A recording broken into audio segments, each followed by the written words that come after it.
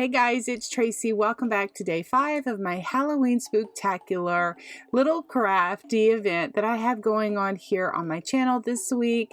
I took one of those already cute little ghosts from Dollar Tree and repainted it into this cute little ghost that I just love so much. I thoroughly enjoyed painting this little ghost girl because it just brought back so many memories of my craft show days and how much I love to paint. Anyway, so let me show you how I painted up this little ghost. All right, so I'm starting here with one of those ghosts from the Dollar Tree, and even though she's already cute, I wanted to transform it a little bit, so I'm just taking off the boo of the with the letters, and I'm really struggling with this. And so, I mean, this is really glued on tight.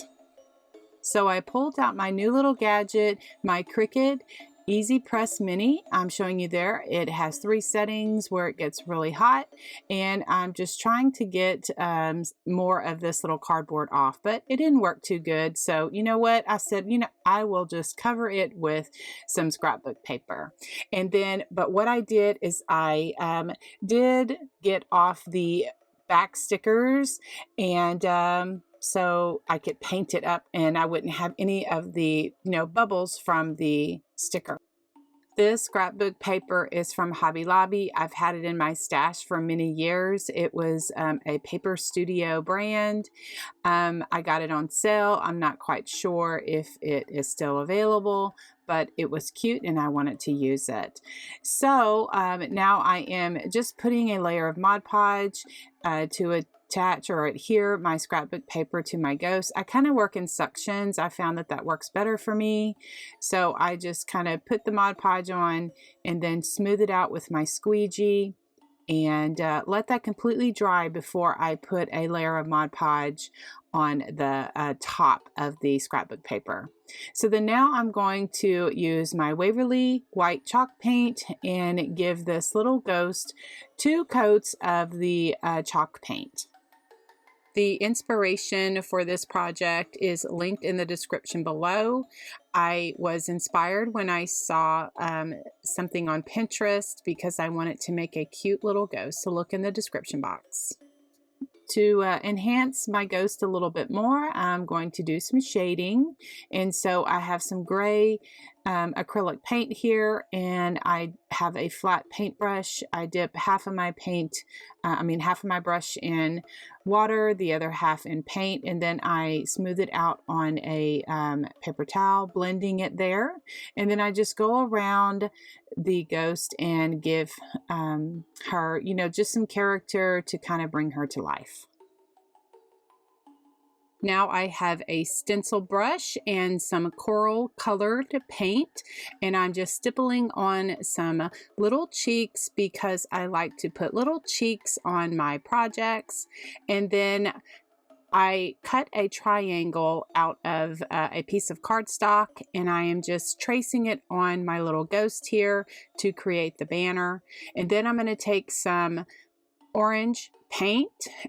This one is a Spiced Pumpkin by Americana, and I just paint the banner. I ended up using 3 coats of the orange paint to completely cover, or to get the coverage that I wanted.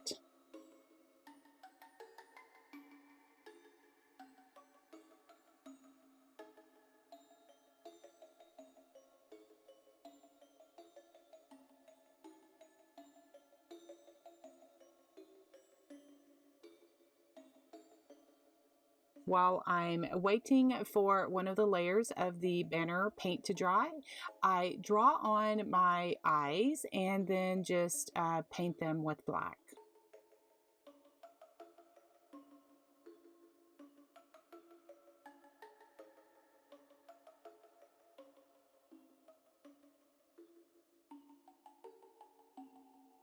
I add some little highlights by using some white paint and some little dots.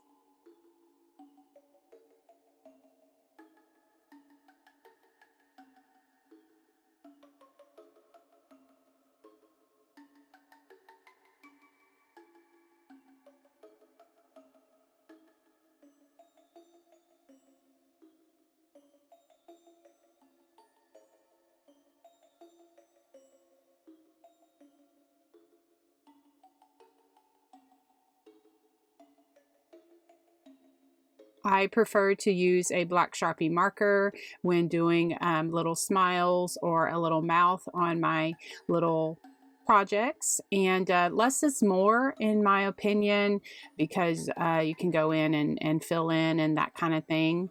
And then I'll just continue to bring her little face to life by adding some eyelashes and some eyebrows and some freckles. I just really like all the little details that it just brings to my little projects. It just really brings them to life.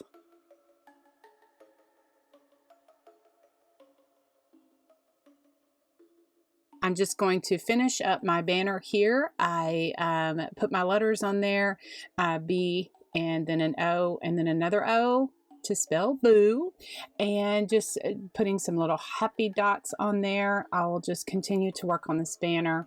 I'm just going to make the little string and then just add some highlights to really bring this little project to life.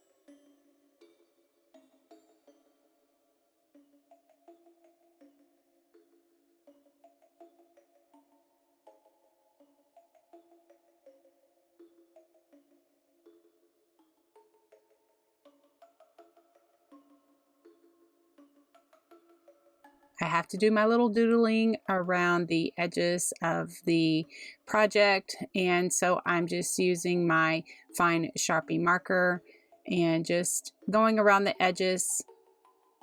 Then I'll go back in with my ultra fine Sharpie marker and then go along those edges, because sometimes it actually just depends on the mood that I'm in, what kind of look I'm going for. Sometimes just the addition of both of the markers, the little fatter one and then the ultra fine one, just really gives it a great blending technique and good look.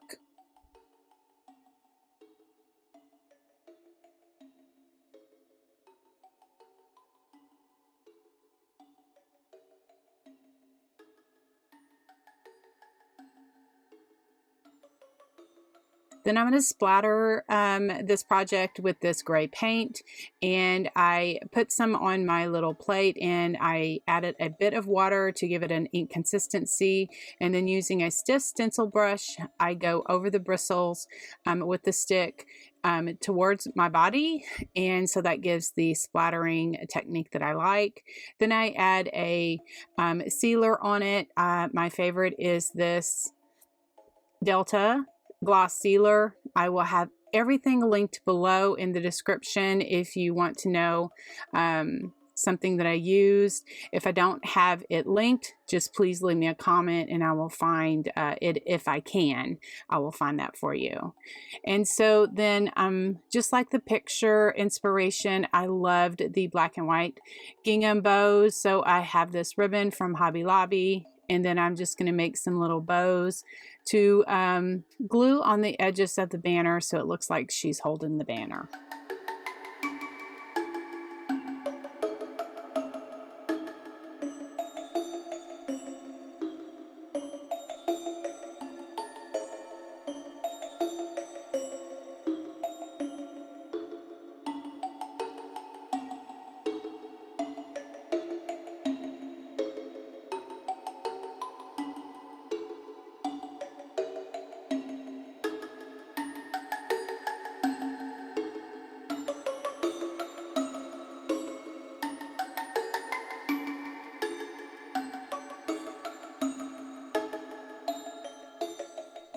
This purple and white polka dotted ribbon is another one that I got from Sam's. I don't think they offer those anymore. sadly. Anyway, so I'm just making a little bow here, and I'm going to grab a black glittery Chanel stem and just wrap it around the end of a paintbrush, making some curly cues, and then I layer that on my little bow, and then I'm going to glue it at the top so it looks like she has a little bow in her hair.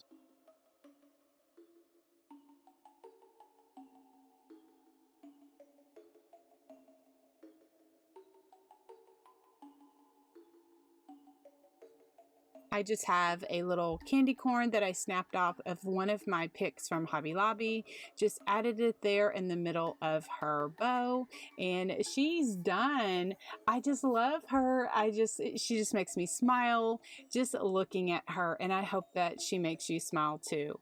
Thank you so much for watching and for your sweet comments, your support of my channel, and especially this Halloween Spooktacular series. It warms my heart to read all of your comments and to see some of your projects that you're doing, that you're sharing with us over in the Country Charm community. It is my Facebook group. Over on Facebook, it's free to join.